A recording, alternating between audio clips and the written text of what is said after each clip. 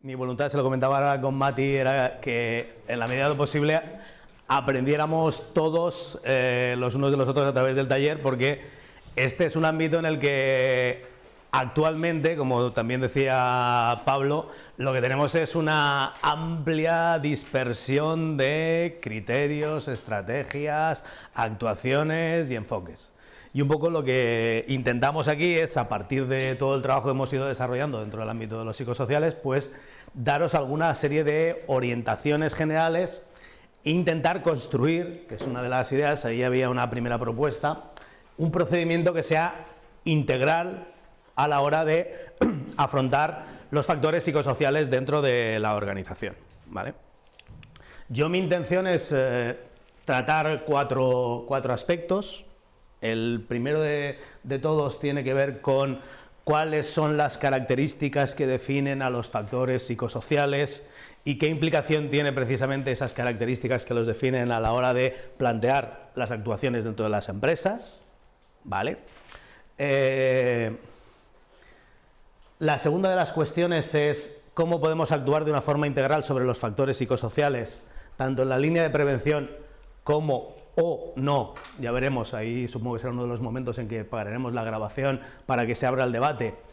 Con la promoción, hay gente que dice que pues estamos aquí básicamente para prevenir, y hay gente que dice que además de prevenir, pues ya que estamos también vamos a promocionar. Depende de la visión que vosotros tengáis de los factores psicosociales, pues seréis más restrictivos a la hora de plantear las actuaciones en las empresas, o seréis más amplios. Si aceptáis que los recursos humanos pueden trabajar también los factores psicosociales, que pueden, ¿vale? Pues lo que ocurre en muchas de las organizaciones es que esto se ha ido hacia la parte del clima laboral y hacia pues nuevas prácticas en la gestión de recursos humanos, y es algo que ya casi está menos en prevención y más en la parte de promoción. Veremos un poco también cuál es vuestra postura al respecto. El tercer aspecto que me gustaría tratar son qué estrategias y qué herramientas podemos utilizar para intentar prevenir los riesgos psicosociales, y al final os daré una serie de líneas sobre cómo debería de ser ese procedimiento integral para tratar los riesgos psicosociales, considerando también el enfoque de género. ¿Vale? Bien. Yo podría empezar, y empiezo, planteándoos lo que sería una definición clásica de lo que serían los factores psicosociales, ¿de acuerdo? Aquellas condiciones que se encuentran presentes en el ambiente laboral y que están relacionadas con, 1, la organización, 2, el contenido, y 3, la realización del trabajo, y que afectan negativamente a la salud del trabajador. Esto sería una definición, todo el mundo la entendería, y a partir de esta definición nosotros consideraríamos que esas condiciones presentes en el ambiente laboral generan una serie de riesgos, como pueden ser riesgos psicosociales, pueden ser el estrés, el S4, el S5, la violencia, ¿qué más? El burnout, muy bien, ¿qué más? El burnout, ¿qué más? Ya nos hemos acabado. ¿Algo más? El acoso. ¿Qué más? ¿El asentismo sería o no sería?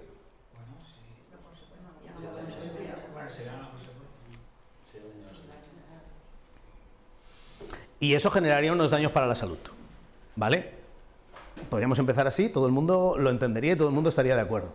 Podríamos seguir, ¿de acuerdo?, planteando cuáles son los factores psicosociales de riesgo.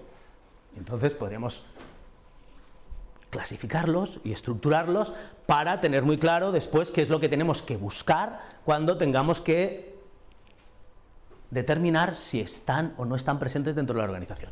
Y entonces hablaríamos de que hay ciertos elementos dentro del ambiente físico del puesto de trabajo, como pueden ser el ruido, la temperatura, el espacio, la iluminación, que pueden afectar en cierta medida y generar unos determinados riesgos que pueden llevar a problemas en el sueño, problemas de estrés, problemas cardiovasculares, fatiga, ¿vale? Otro grupo de factores, los factores relacionados con la organización, y ahí analizaríamos la estructura, las relaciones laborales, la cultura, la carga de trabajo, la autonomía, el significado, la variedad de trabajo, la monotonía, ¿de acuerdo? Y esto deberíamos de tener en cuenta que se acaba repercutiendo en la salud del trabajador de determinadas formas y generando determinados daños, ¿vale?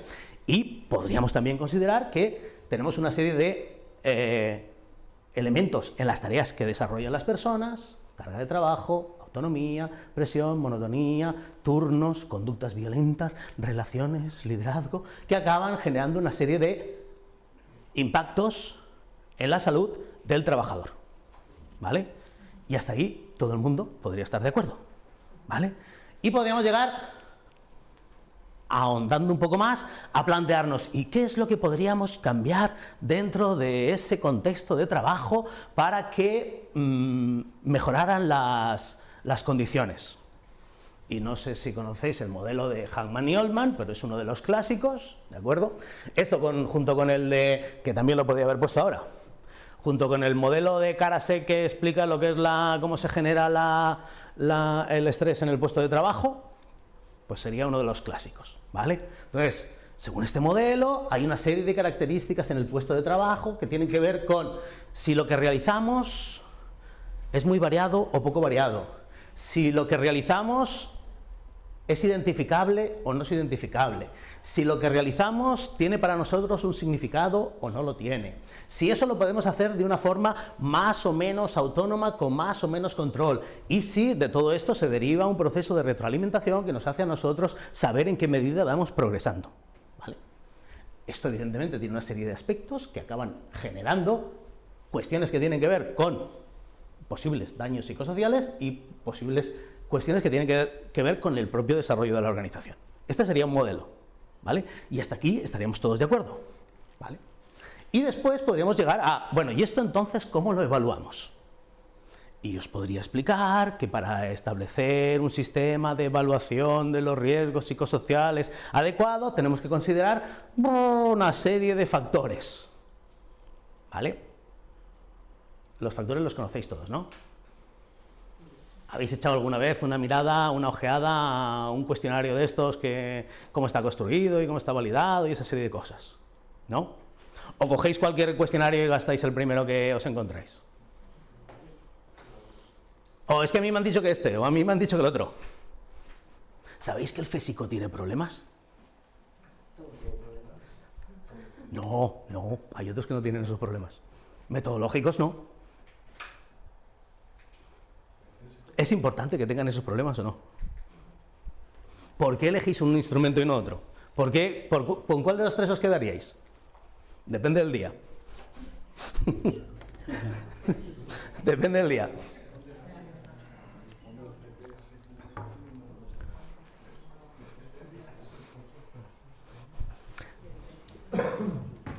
Entonces, analizaríamos cuáles son las características, las dimensiones, los factores que analiza un determinado cuestionario, ¿vale? Si vamos a hacer una pequeñita empresa, pues entonces el Navarro pues parece que es bastante más operativo y más sencillo. ¿Diferencias entre el FESICO y el ISTAS?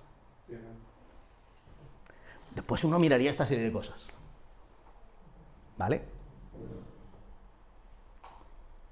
¿Sí? ¿Miráis esa serie de cosas? ¿Qué tipo de modelo psicométrico es el que sustenta la validez y fiabilidad de un cuestionario?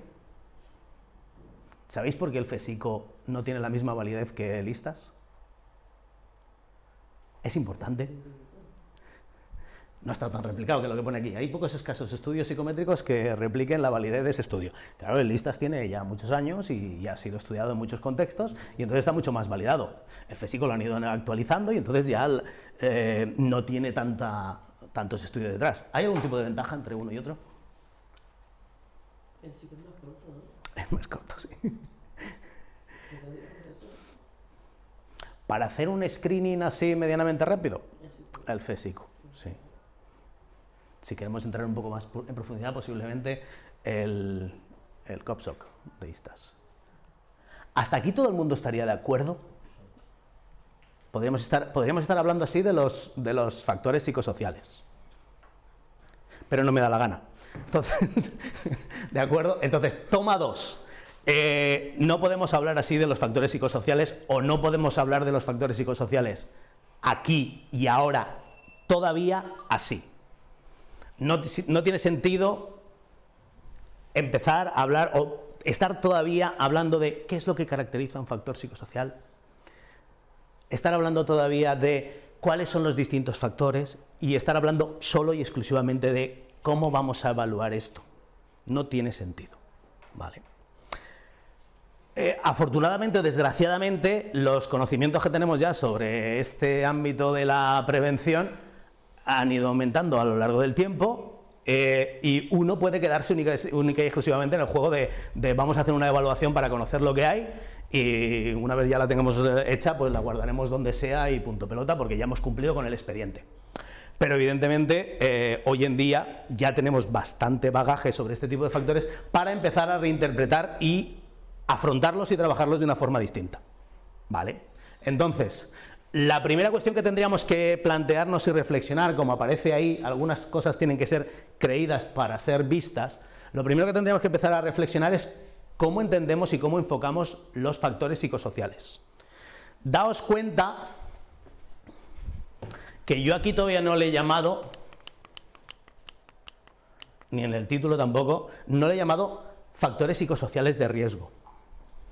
En una jornada que estuvimos en el Invasat, Yorka planteó la distinción, que yo ahora os traslado, entre factores de riesgo psicosocial y factores psicosociales de riesgo. ¿Alguien sería capaz de establecerme la diferencia? Esto los ingleses que ponen los objetivos sajones estos, no me acuerdo cómo se llaman, de una forma o de otra, igual a lo mejor sí que es relevante. Yo no estoy hablando todavía de factores psicosociales de riesgo. Todavía no.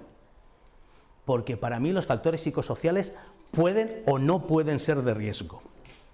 ¿De acuerdo? Y cuando yo planteo el procedimiento, no estamos hablando de un procedimiento única y exclusivamente para los elementos de riesgo. Yo, ¿de acuerdo? No sé vosotros.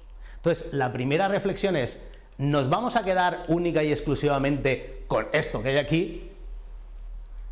Punto y ya está. ¿O vamos a hacer una reflexión más en profundidad y vamos a ver cómo entendemos esto de lo psicosocial y cómo queremos afrontarlo? ¿Vale? Y la segunda cuestión es, ¿y entonces sobre qué actuamos y cómo vamos a actuar? Esta es la primera reflexión, ¿vale?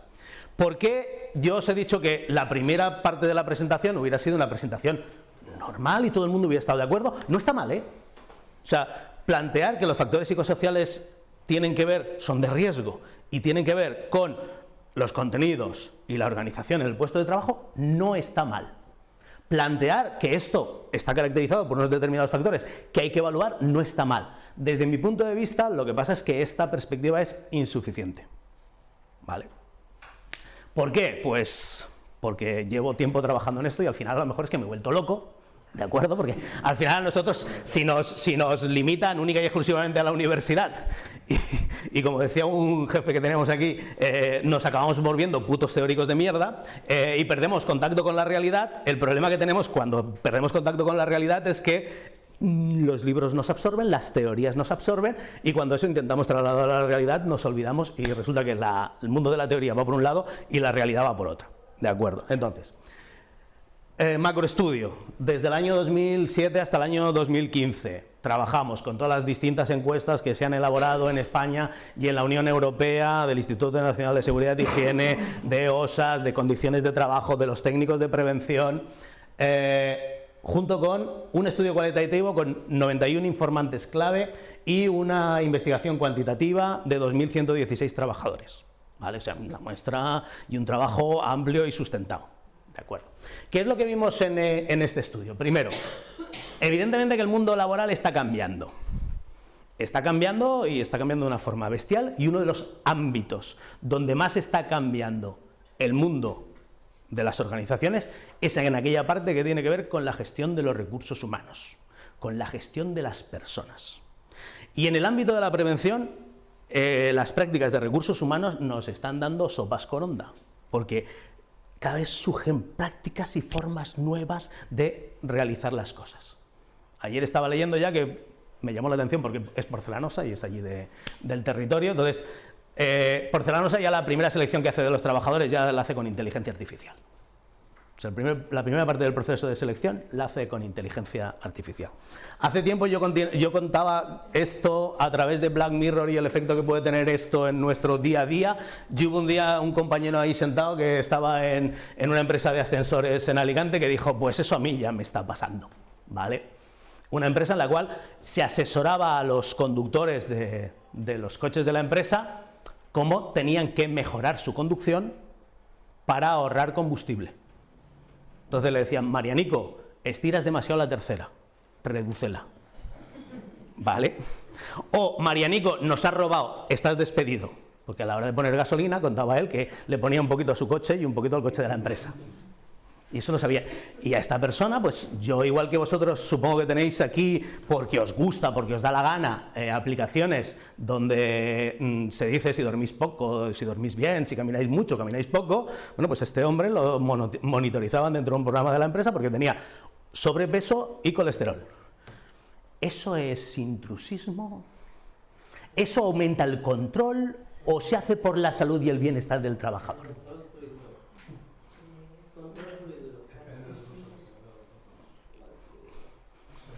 Pero son prácticas. Esas son prácticas.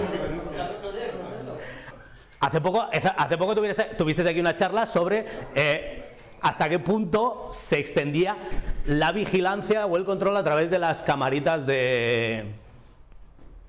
¿Se puede o no se puede grabar? Sabéis que uno de los factores fundamentales dentro de las organizaciones tiene que ver con el control y cómo se ejerce el control. ¿Hasta qué punto el control es intrusivo o el control es considerado como bueno? El control correlaciona con otras variables y esto se multiplica, ¿vale? Hay determinadas prácticas donde lo que se hace básicamente es intentar mejorar la salud de los trabajadores y se les ofrece gimnasio, ¿de acuerdo? Actividad deportiva. Pero ¿qué es lo que pasa si se les ofrece gimnasio solamente a los directivos de la empresa y, como comentaban unas compañeras en Madrid, las limpiadoras no pueden ir al gimnasio? ¿El gimnasio, que es una práctica buena, se puede convertir en una práctica que afecta al clima organizacional? Pues sí. ¿Es suficiente como hace mi universidad? Me está grabando. ¿Es suficiente como hace mi universidad, que hace una práctica como universidad saludable ofreciendo naranjas y bicicletas a los estudiantes? ¿Es saludable? ¿O eso solo no es saludable, pero sí es saludable si se junta con otra serie de elementos? ¿Juntamos esa otra serie de elementos o nos cargamos las naranjas y las bicicletas? El WhatsApp, una nueva práctica de moda entre los directivos de equipos para generar talento, para mejorar el clima. ¿Es intrusivo el WhatsApp?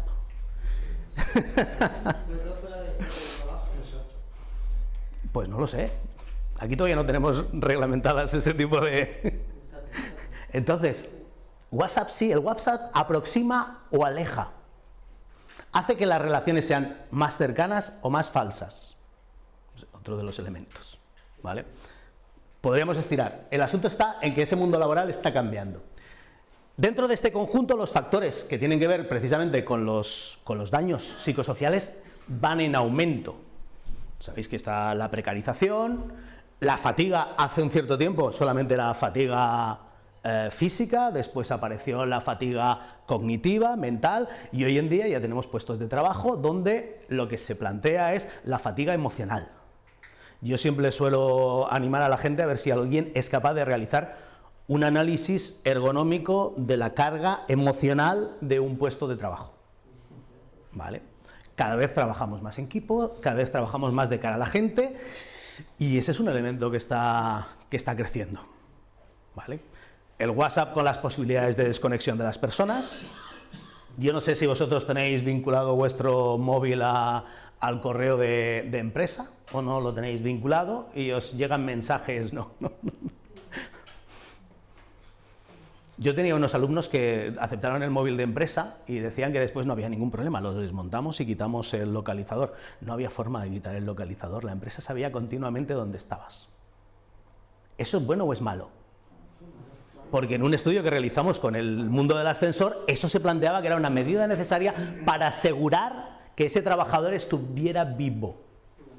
Porque en el momento en el que el aparato se paralizaba, ¿de acuerdo?, al cabo de pocos segundos se le llamaba al empleado. Es posible que el ascensor hubiera caído encima de esa persona, le hubiera aplastado y por eso se le llamaba. O lo que se buscaba básicamente era saber y asegurarse que el trabajador se estaba moviendo en todo momento. ¿Es bueno o es malo? Si yo soy capaz de gestionar vuestros tiempos de respuesta y estoy en una empresa, en una banca online, y soy capaz de gestionar vuestros tiempos de respuesta, ¿yo puedo decidir y saber quiénes de vosotros sois buenos y quiénes sois malos? Claro, yo puedo saber quién, yo podría utilizar esta información en sentido positivo, ¿de acuerdo? Y decir, bueno, pues por ejemplo, tú, mira, me estoy dando cuenta que a la hora de contestar a las llamadas dedicas demasiado tiempo. ¿Me puedes explicar por qué? Porque después veo que eso no funciona. Vamos a analizar el por qué y vamos a intentar solucionarlo. Ese sería un buen uso de ese tipo de información.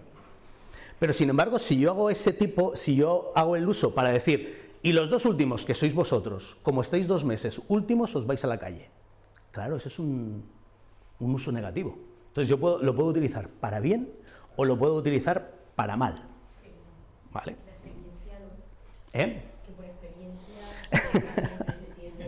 Por experiencia no lo sé. El asunto está que las posibilidades están ahí. Y la puedes utilizar para una cosa o la puedes utilizar para otra. Bien. Los factores psicosociales, como decíamos antes, se están diversificando, están apareciendo ahora, pues se habla mucho de las organizaciones también tóxicas. Hay una cosa que está creciendo cada vez más, que es el concepto de miedo. Vosotros posiblemente no estáis en contacto con las, o sí, no lo sé, igual yo me equivoco, no estáis en contacto con las generaciones jóvenes que están subiendo ahora, pero las generaciones jóvenes que están surgiendo ahora tienen bastante miedo. O sea, si antes tú a alguien le decías, pero tú leerías un contrato de trabajo antes de firmarlo, pues a lo mejor había unos cuantos en clase que te decían, pues por supuesto que sí. Ahora prácticamente la gente diría, yo firmo y que me den lo que quieran. ¿Vale? Entonces aquí hay un elemento importante que está creciendo. Hay otro elemento que tiene que ver, está relacionado precisamente con el miedo, que está surgiendo ahora un grupo, que es el del cognitariado. El cognitariado sabéis lo que es, ¿no? No. Pues, son palabras de estos que nos inventamos ahí en la universidad. Antes estaba el colectivo de precarios. El colectivo de precarios eran aquellas personas que normalmente tenían pocos estudios y que acababan realizando trabajos de poca cualificación. ¿Vale? Entonces, ahora lo que hemos conseguido es que cada vez haya más universitarios en este país. Eso es bueno, de acuerdo, aunque PISA intente llevarnos la contraria, es bueno, pero lo que ocurre es que no hay sitio para tanto... Sí, cerebro. No hay sitio para tanto cerebro. Y de repente te encuentras a gente con estudios, con másters, con idiomas, desempeñando puestos de bajo nivel de cualificación. Entonces, se está creando ahí otro grupo, que es este, el del cognitariado, ¿vale? Donde el cognitariado, evidentemente, va relacionado con el bore-out, porque son personas que tienen demasiadas competencias para las que se requieren en el puesto de trabajo, y en consecuencia, lo que ocurre es que les sobra y se aburren. ¿Qué es mejor, estar estresado o estar aburrido? Pues ninguna de las dos, evidentemente. Bueno, y teniendo en cuenta todos estos cambios, lo que vimos en el proceso de análisis de toda esta información es que actualmente, o sea, si yo fuera empresario y analizara todo esto, yo diría, pues se previene más, pero se previene igual de mal que antes. Igual de mal, ¿vale? Hay más cantidad, tú analizas y se da más información, se hacen más evaluaciones de riesgos, se da más formación, se aplican más medidas preventivas, pero si analizas las distintas encuestas y la información que obtuvimos, ni se reducen los daños, ni se reduce la exposición a los daños. Como era, si hay que ir, se va, pero ir para nada es tontería, pues aquí pasaría una cosa parecida. Es decir, en psicosocial lo que estamos haciendo, vuelvo a repetir todo esto de aquí, bien, vale, pero para nada. O para lo mismo. Entonces, las medidas preventivas que se... Es que las medidas preventivas no es que se apliquen tantas. Las medidas preventivas no es que se apliquen tantas. Yo aquí no acabo de hablar de medidas preventivas, yo me he quedado en... Iniciamos la falla, pero ni la acabamos ni la quemamos. Entonces sí que hacen acciones, pero las acciones no son conducentes ni acaban de cerrarse en nada.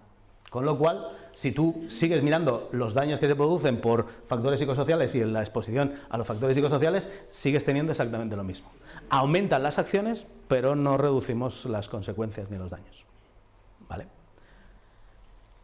Eso hace que los riesgos emergentes pues, sean juguetes dentro de las nuevas formas de dirigir las organizaciones, que al final se queda única y exclusivamente con la evaluación de riesgos psicosociales, que desde mi punto de vista no es la medida fantástica que resuelve el problema de lo psicosocial en las organizaciones, que sí, que es necesaria, que sí, que es un elemento más, pero sola no sirve para nada. ¿De acuerdo? Que los daños psicosociales, si se intentan encerrar dentro de problemas personales que implican a fulanito y a menganito, no solucionan absolutamente nada, y que al final muchas de las cosas acaban siendo dentro del estrés, pues como si es que estoy estresado, que era una de estas cosas que tú te subías al ascensor y ¿qué tal el día? Pues, bien, por decir algo, o estoy estresado, ¿de acuerdo? Con lo cual ahí no hay absolutamente nada, y el acoso pues se trabaja a través de protocolos. ¿Conocéis al señor Ward y al señor Midler y al señor Aguado ese? Vale, este que es el primero más fácil. Este es el más fácil, ¿de acuerdo? El Ward habla de que hay una cosa que se llaman, él le llama modelo vitamínico. Entonces, él coge cosas muy sencillas, de estas que están evaluadas en los cuestionarios psicosociales, ¿de acuerdo? Y él dice, el aumento de esto o la disminución de esto genera siempre mejoras en la salud o pérdidas en la salud. Entonces, aumentar la oportunidad de control, es decir, que el trabajador decida ritmos, que el trabajador decida tiempo, que el trabajador decida orden en las tareas, aumenta siempre el bienestar. Si nosotros pasamos un cuestionario y resulta que el trabajador tiene mucha oportunidad de control, ¿significa necesariamente que el trabajador está bien en ese puesto de trabajo? No, pero ¿por qué? Porque es una D, efectivamente. Entonces, él dice, no, esto llega a un determinado momento en que decrece. ¿Qué es lo que ocurre con la oportunidad para el uso de habilidades? Vuelve a tener una D. Entonces, la oportunidad de gastar muchas habilidades, claro, antes estábamos diciendo cognitariado. Tengo un montón de carreras y tengo un montón de competencias y en mi puesto de trabajo prácticamente solamente hago 3 o 4, boreout. ¿Qué es lo que ocurriría si una persona puede utilizar todas sus competencias? Si pasáramos un cuestionario diríamos, oh, es que esta persona puede desempeñar todas sus competencias. ¿Bueno o malo? Después este señor dice, ojo, porque llega un determinado momento que si alguien utiliza demasiadas competencias, estamos entrando en sobrecarga y decrece. Demandas laborales, el modelo de Karasek, es necesario que un trabajador tenga ciertas demandas en el puesto de trabajo. Sí, pero si se pasan las demandas, genera ansiedad, genera estrés, con lo cual, a partir de un determinado nivel, es malo.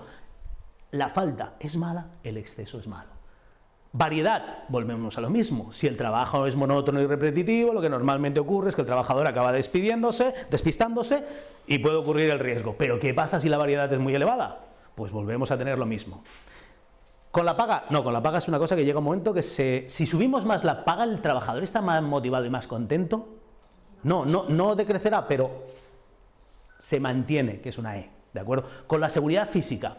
por el hecho de darle más medidas de protección, va a mejorar el trabajador. No, llega un momento en que está en su tope. Si tú le dices, y aparte de las gafas y aparte del casco, ponte el chaleco, pero ¿tú qué quieres? ¿Cómo quieres que trabaje yo aquí? Llega un punto. El apoyo social, que es otra de estas cosas que uno diría, hombre, pues si están continuamente ahí reforzándote y diciéndote, oye, lo que te queremos y tal, debería de ser una cosa que llega a un punto en el que, ¿no?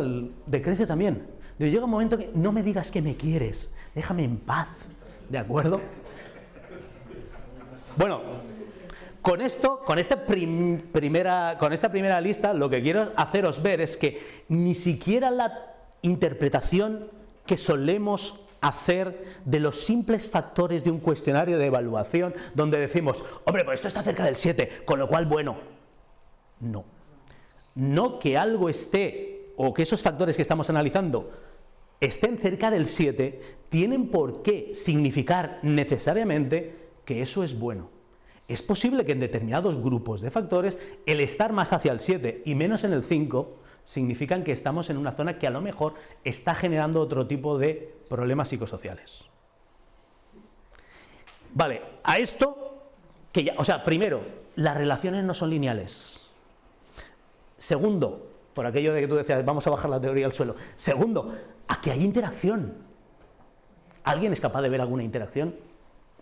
¿Me seguís con interacción? Hay factores que entre ellos no se suman, se multiplican. Con lo cual, tener alto y alto algún par de factores de estos que parecería que dices, ¡oh, qué guay! Igual es un problema. ¿Vale? Tener una alta oportunidad de control con, por ejemplo, una alta oportunidad de uso de habilidades, eso interacciona.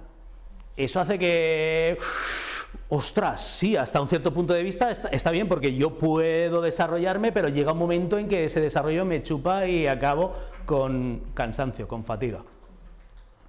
¿Vale? Con lo cual, no son relaciones lineales, son relaciones en muchos casos curvilíneas y los factores no se suman, no son relaciones aditivas entre todos esos factores. Hay relaciones multiplicativas. Si esto lo cogéis y lo metéis por Herzberg, ¿os suena a Herzberg? Y un hombre que habla de que hay ciertos factores que son higiénicos, hay ciertos factores que son de satisfacción.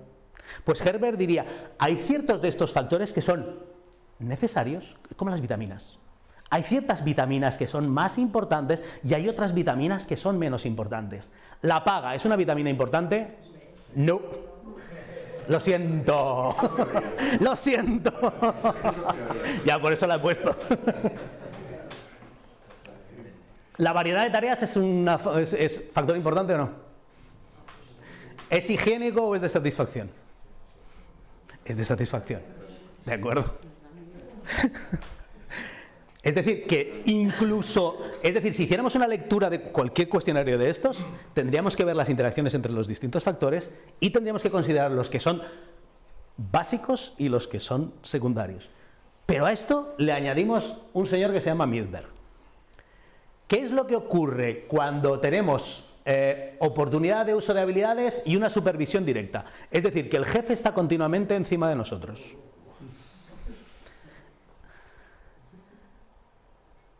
¿Qué es mejor, que el jefe esté directamente encima de nosotros o que nos digan cómo se tienen que hacer las tareas? Y esto se hace así, normalización de operaciones. O que lo que impera es lo que manda el grupo, normalización social. O que nos establezcan una serie de resultados y nos digan, hazlo como quieras.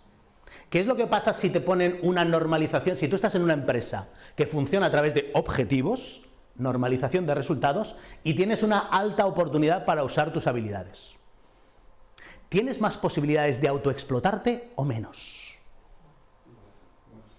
Más. Sin embargo, si estás en una empresa donde tienes una normalización de operaciones, donde se dice muy bien cómo se realizan todos los procedimientos, por mucho que tú tengas una alta oportunidad de uso de habilidades y una oportunidad de control, tú no te vas a poder exceder, porque estás controlado por las operaciones. Es lo mismo que si prima la calidad y tenemos una normalización de normas. ¿Vale? Si están establecidas claramente las normas, ¿yo puedo tener poca retroalimentación de la tarea? No. Yo tengo bastante feedback. y sé lo que tengo que realizar y lo que no tengo que realizar y cómo tengo que realizarlo. ¿Vale? ¿Dónde habría más posibilidades de, por ejemplo, autoexplotación? En una normalización de habilidades con una alta autonomía, un golpecito en la espalda por parte de la dirección y una alta oportunidad para el uso de habilidades. Como podéis ver, los factores de tarea se combinan con los factores de organización. Alguien ha dicho antes, las características de la organización. Claro, las características de la organización. ¿Conocéis cuáles son las características de la organización? ¿Conocéis algún cuestionario que mida esto? No, tampoco se tiene en cuenta. Normalmente nos vamos a esto. Añadimos más factores al asunto. Alguien ha tenido a bien, que yo he puesto una cara muy rara, alguien ha tenido a bien hablar de las diferencias individuales. Afortunadamente, para el ámbito psicosocial, la Ley de Prevención de Riesgos Laborales establece la importancia de las medidas colectivas más allá de las propias características del trabajador. Pero claro, si introducimos las características del trabajador, ahí tenéis una serie de factores. ¿Quién es, en principio, más carne de cañón para sufrir ansiedad? ¿Alguien que tiene el locus de control interno o alguien que tiene el locus de control externo? ¿Qué coño es eso del locus de control? Hay personas que dicen, yo no ha sido eso. No, yo a mí que me cuentas. Eso, hazlo tú, apáñate. Y hay otros que dicen, no, soy yo, la cosa es mía, soy yo, mi problema. ¿Quién tiene mayor probabilidad de sufrir riesgos psicosociales? Quien tiene el locus de control interno. ¿Cuál es una de las características de las personas acosadas en su primera fase? El locus de control interno, que les permite interpretar la situación como que hay alguien fuera atacándolas. ¿Vale? El contrato psicológico, la ética del trabajo, la autoeficacia, la percepción del rol, son otra serie de factores individuales que, si los añades a la ecuación, en este caso yo os digo que suerte que la Ley de Prevención de Riesgos Laborales esto lo quita, pero alguien lo ha dicho por ahí, entran. Y si además añadimos la parte de Fernández Aguado, esta es interesante, esta es bastante interesante. Este buen hombre dice que hay empresas que lo que generan en las personas es miedo. Que tú ya vas por la mañana con la sensación de que hagas lo que hagas, va a ser inevitable que te chillen, que te griten, que te insulten, que te quiten recursos, y tú vas a sentir una situación de inseguridad y de indefensión. ¿Vale? Hay otro tipo de organizaciones que lo que generan en las personas es enfado.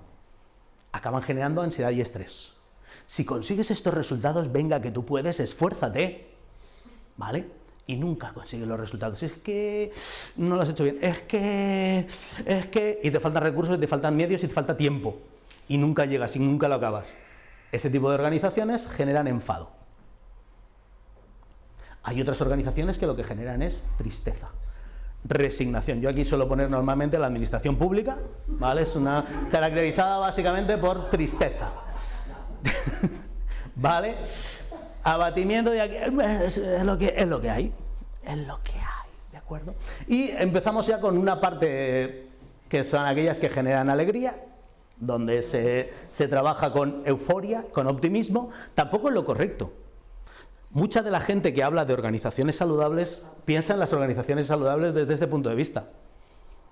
Mañana vamos a traernos todos unos brownies y vamos a tomarnos un cafecito todos juntos aquí, vamos a hacer un brunch y gominolitas. ¿Alguien lleva gominolitas? Sonríe un poquito. No sé si te habéis tenido compañeros así. Y aparte de compañeros, yo he tenido compañeros. Aparte de compañeros, ¿habéis tenido algún tipo de equipo, de grupo de trabajo que esté en este tipo de dinámica? Aquí hay una cierta separación con la realidad. El nivel óptimo sería el de estabilidad, donde las cosas se pueden hacer con calma, se piensa en el bienestar y hay una relación basada en la confianza.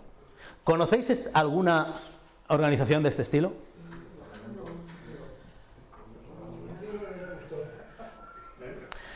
De todas formas, pensad que es bastante habitual que las organizaciones tengan épocas de los distintos elementos, ¿de acuerdo? Incluso que tengan zonas de los distintos elementos. Yo a mis alumnos, con respecto a la UGI, les suelo plantear, decidme en la UGI qué os produce miedo. La época de examen, determinados despachos de determinados profesores, ¿vale? ¿Qué os produce alegría? Pues la zona de la biblioteca en determinada época, o la zona del café de los sentidos para relajarte. Entonces, es posible que las organizaciones generen una cosa u otra, ¿vale? Este sería otro elemento que, si quisiéramos, se añadiría a todo este gran pastel.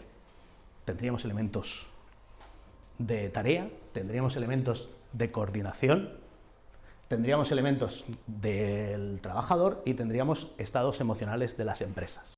Una de las cosas que vimos también en el estudio y que se convierte en uno de los obstáculos es que hay escasa cultura preventiva.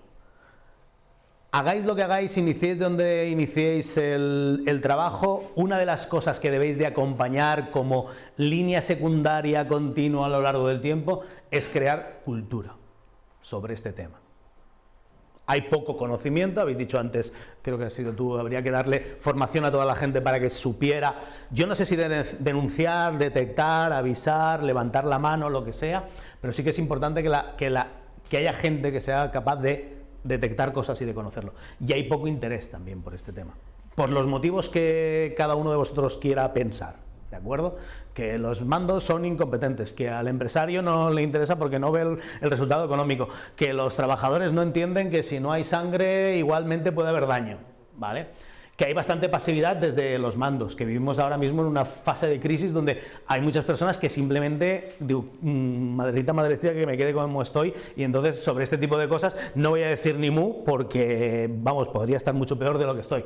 Y que estamos en un nuevo modelo empresarial que es bastante depredador, que al final hace un cálculo de costes-beneficios y si me sale rentable algo lo utilizo y si no me sale algo rentable lo tiro. ¿Vale? Pero también es cierto que junto con ese modelo hay otro que apuesta cada vez más por la calidad, ¿vale? De hecho, otra de las formas de abrir este melón, y es un poco lo que planteamos nosotros del procedimiento, es a través de las normas, en este caso de la norma ISO, la nueva norma en calidad, de la 45001, que es una de las normas que hay bastantes empresas medianamente buenas que están dentro de ese carro de la certificación. Que las medidas parciales aisladas y reactivas no sirven y que hay que dar sobre todo bastante información y formación. Cuatro líneas de trabajo que sí que deberíais de tener más o menos claras, sobre las cuales articular después un procedimiento. La primera parte es la que hemos dicho de cultura, hay que hacer bastante pedagogía sobre el tema de los factores psicosociales.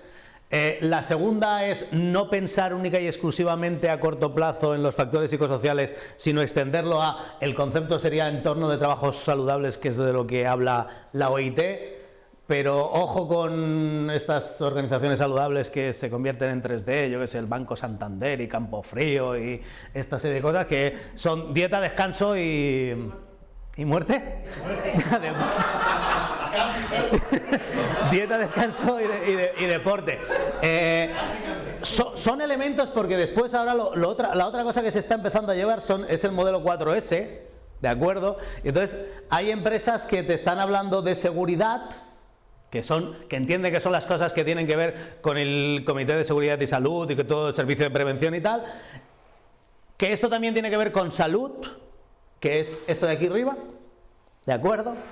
O hacer mindfulness, o hacer coaching, o hacer movimientos esqueléticos, calentamientos antes de empezar el trabajo.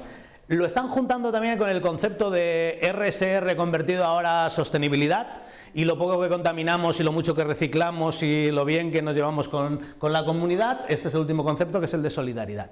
Entonces, ahora las empresas, por eso yo siempre os he dicho que vamos detrás.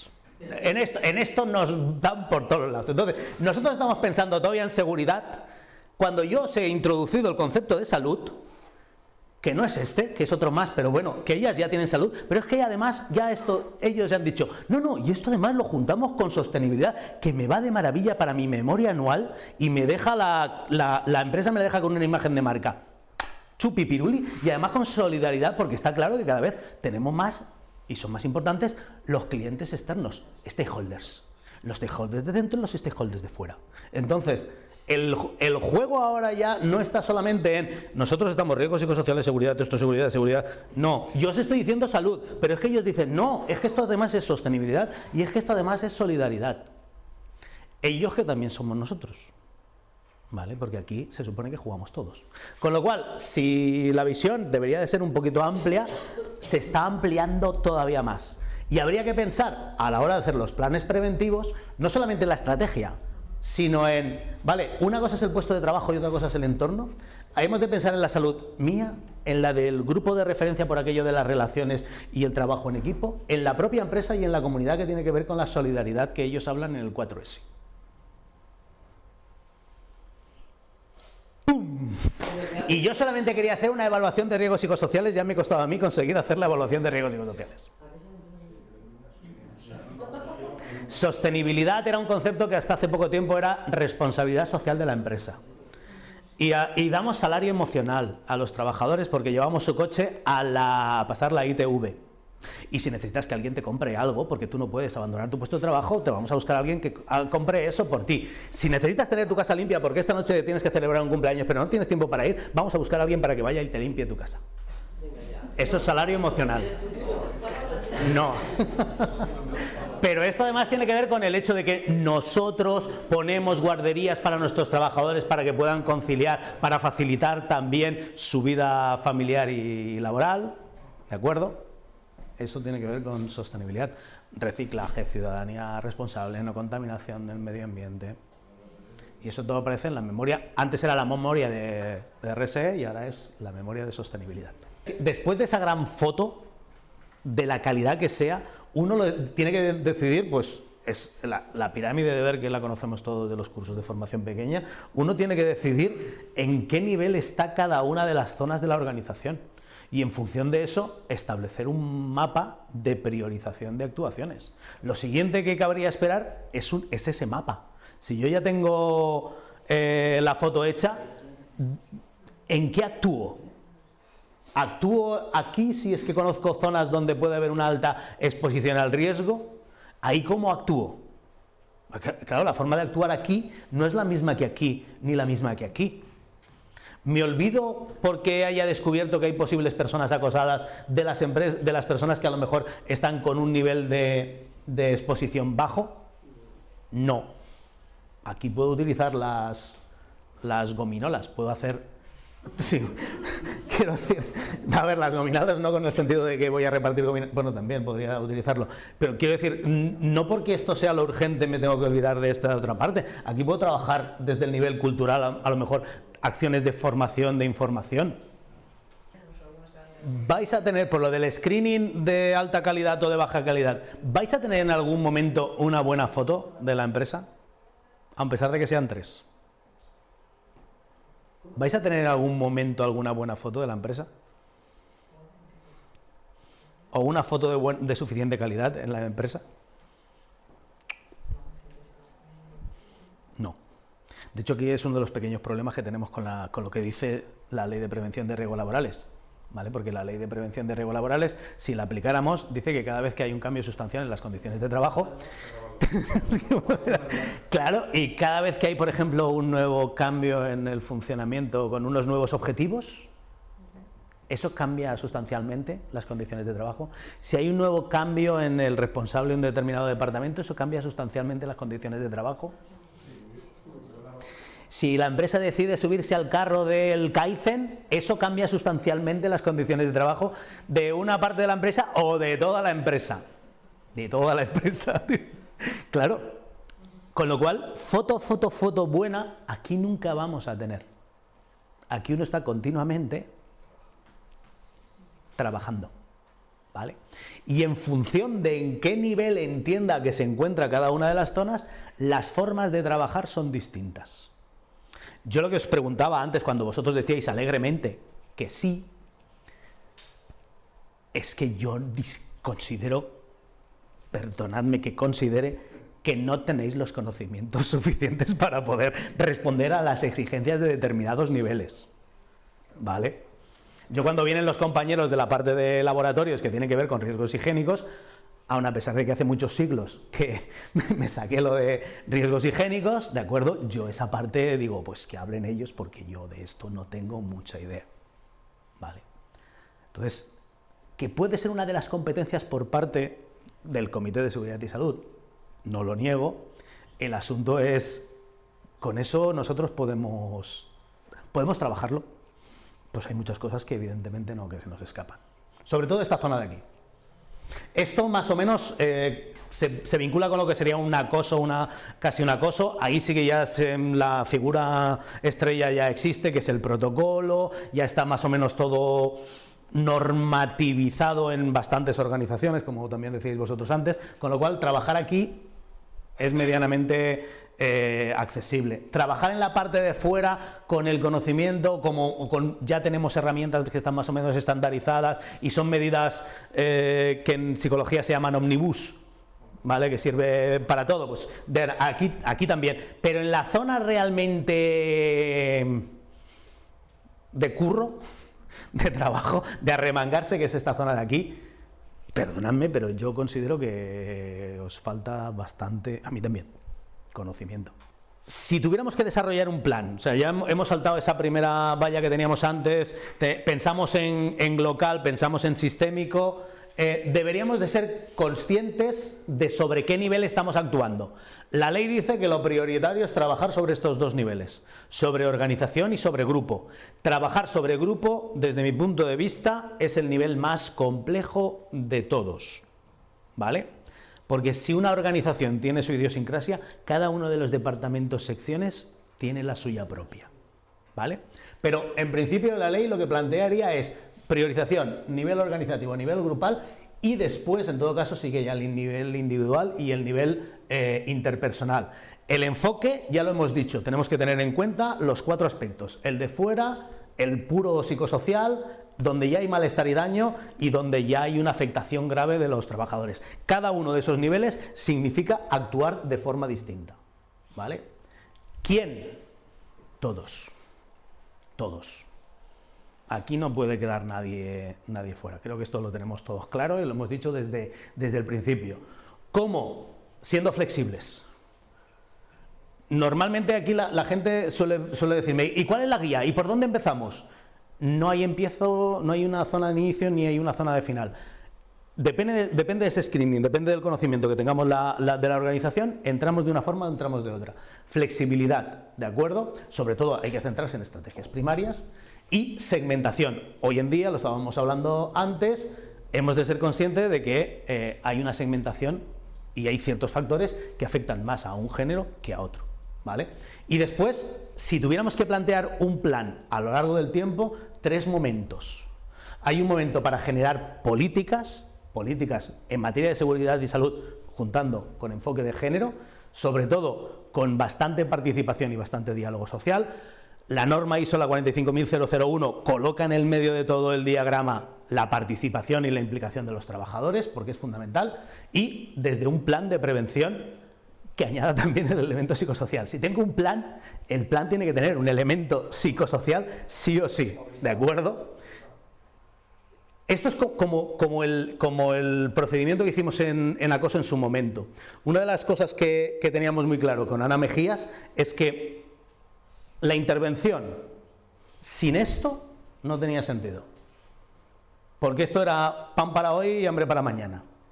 Para que haya una intervención, igual que en el caso del acoso, necesitas esto, que haya una visión, que haya una cultura compartida. Lo siguiente, trabajar. Los puntos que tenéis aquí son los que, simplificados, aparecen en la norma ISO 45001. Estado de la empresa es el screening que os había dicho antes, identificar y evaluar en cada uno de los niveles los riesgos, implementar los planes de actuación y control y seguimiento. Y todo esto, como hemos visto, no es algo que se acaba en ningún momento, tiene que tener un bucle continuo de lo que pone también en la norma 45001 de aprendizaje continuo. Si vivís en un mundo que trabaja con normas, pues esta sería simplificada la 45001. Y la participación está aquí, trasladada al ámbito psicosocial. 3 momentos retroalimentados, participando con todos, sobre todo trabajando el ámbito organizativo y el ámbito grupal. Como veis, mucha segmentación y muchos niveles distintos donde tocar e intervenir. Bueno, pues ha sido un placer y espero que os lo ocurráis.